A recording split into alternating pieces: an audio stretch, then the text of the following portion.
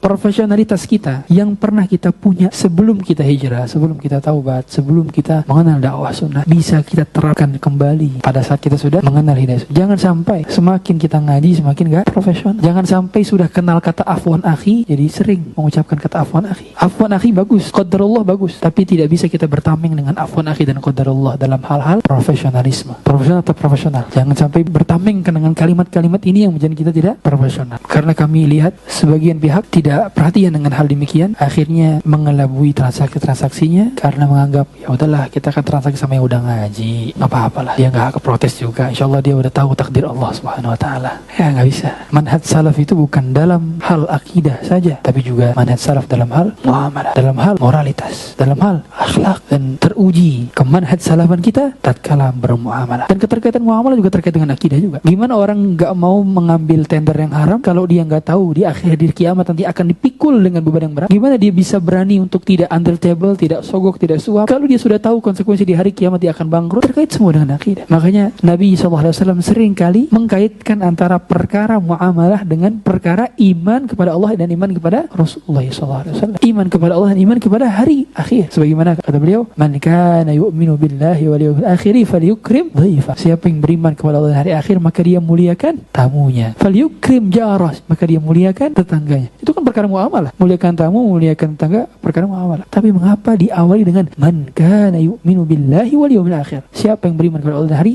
akhir? Sehingga orang yang sekedar hafal saja rangkaian daripada hari kiamat, dia tahu nama-nama Allah Ta'ala, tapi when it comes to perniagaan, entrepreneurship, dia nggak profesional, dipertanyakan. Iman kepada Allah dan hari akhir dipertanyakan. Sudah betulkah kita mengamalkan? Karena akidah ini bukan sekedar hafalan dan wawasan. Akidah tentang pengamalan dan bentuk aplikasi profesionalisme itu mencerminkan kadar ukuran tingkat akidah kita.